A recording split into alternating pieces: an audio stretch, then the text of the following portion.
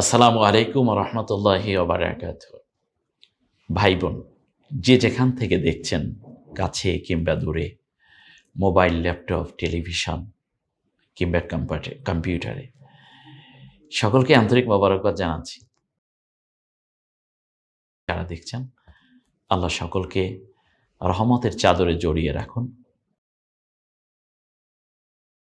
দোয়া কামনা করে বিতের সলাতের গুরুত্ব, ফজিলাত এবং ওয়াক্ত, এই তিনটা বিষয় কিন্তু আমরা ইতিমধ্যে জেনে ফেলেছি। গুরুত্ব অপরিসীম। রাসূল সাল্লাল্লাহু আলাইহি ওয়াসাল্লাম বলেছেন যে বিতের যে পড়ে না সে আমার উম্মত না, আমার দলভুক্ত না। তাহলে বিতের পড়তে হবে।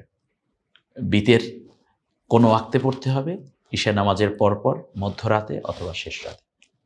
এ ব্যাপারে গত ৩টি রাকাত আগেই বলেছি। বিতের মানে যেহেতু বেজোড়, অতএব বেজোড় সংখ্যায় এটা হবে ১, ৩, ৫, ৭, ৯, ১১, ১৫, ১৩ এই আছে, সেটা আমরা একটু দেখি। আব্দুল্লাহ ইবনে ওমর রাদিয়াল্লাহু তাআলা আনহু থেকে বর্ণিত,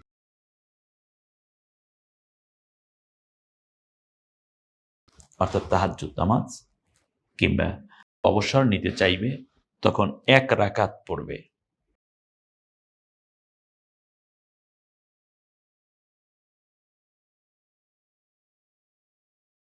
সহিহ মুসলিম ১৬১৫ নম্বর হাদিস। একেবারে বিনা প্রশ্নে এটা নিতে হবে। অর্থাৎ আপনি রাতে কিয়ামুল লাইল করছেন, ৪ রাকাত পড়া হয়ে গেছে, ফজর ওয়াক্ত কাছাকাছি, তখন আপনি দাঁড়াবেন, ১ রাকাত বিতের পড়ে ফেললেন। এই হাদিস থেকে বুঝলাম এটা, ঠিক আছে? তাহলে বোঝা যায় বিতের ১ রাকাত। যেহেতু রাসূল সাল্লাল্লাহু আলাইহি ওয়াসাল্লাম বলছেন ফারকা রাকআতান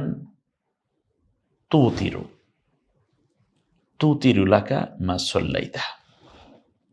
তাহলে নামাজ যখন শেষের দিকে যাবে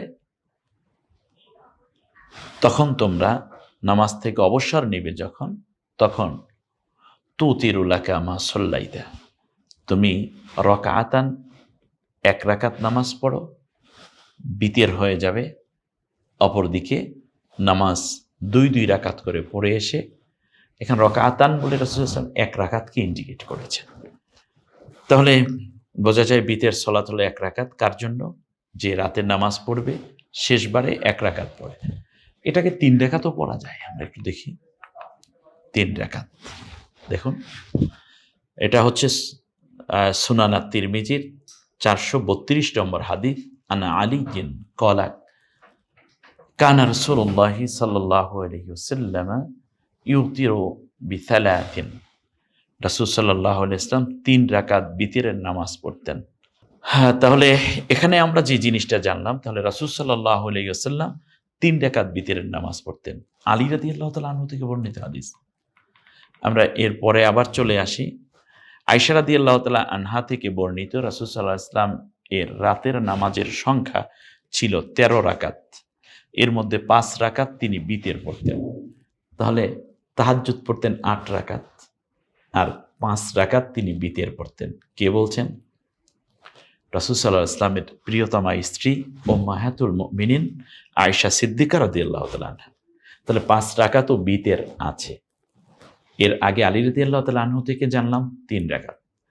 আব্দুল্লাহ ইবনে ওমর রাদিয়াল্লাহু তাআলা আনহু থেকে জানলাম যে রাতের নামাজ তোমরা জোর জোর করে পড়ো, তাহাজ্জুদ বা কিয়ামুল লাইল, শেষবারে ১ রাকাত। তাহলে ১ রাকাত, ৩ রাকাত, ৫ রাকাত। দ্বন্দ্ব করার কোনো সুযোগ নেই, কারণ প্রত্যেকটা হাদিস সহিহ মুসলিম ১৫৯৭, সুনান আত-তিরমিজির ৪১৩। ব্যাস। তাহলে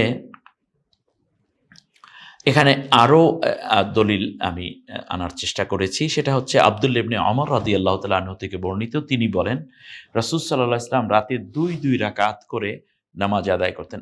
অ্যাটলিস্ট তাহাজ্জুদ অথবা কিয়ামুল লাইল ১ রাকাত বিতির পড়তেন। তাহলে ১ রাকাতের আরও একটি দলিল আমরা এখানে পাচ্ছি। রাসূল সাল্লাল্লাহু আলাইহি ওয়াসাল্লাম আরও বলেন, যখন তুমি ভোর হওয়ার আশঙ্কা করবে তখন বিতের ১ রাকাত পড়বে। তাহলে একটা আশঙ্কা যখন থাকবে যে ৩ রাকাত পড়তে পড়তে ফজর হয়ে যাবে, অতএব টাইম করে ১ রাকাতে শেষ করে দাও। তাহলে 1 রাকাত তো বিতের, আর বিতের মানে তো বেজোড়, তাই 1 সংখ্যা তো বেজোড়, কোনো অসুবিধা নাই। এরা সহিহুল বুখারীর 995 নম্বর হাদিস, সহিহ মুসলিমের 449 নম্বর হাদিস। ফাইজা খিফতা সুবহা ফারুদ ফাআউতির বাস বিওয়াহিদা, 1 রাকাত করে বিতের পরে নাও যদি তুমি আশঙ্কা করো যে সুবে সাদিক হয়ে যাবে, সে সময় তাহলে তোমরা 1 রাকাত বিতের পরে শেষ করে দিবে, কিন্তু নফল নামাজগুলো 2 রাকাত করে পড়বে। এখন আমরা এই অধ্যায়টা আজকে শেষ করতে চাই। পরবর্তী এপিসোডে আমরা জানার চেষ্টা করব যে দোয়া কুনুত কখন পড়বেন, 1 রাকাত পড়লে কখন, 3 রাকাত পড়লে কখন।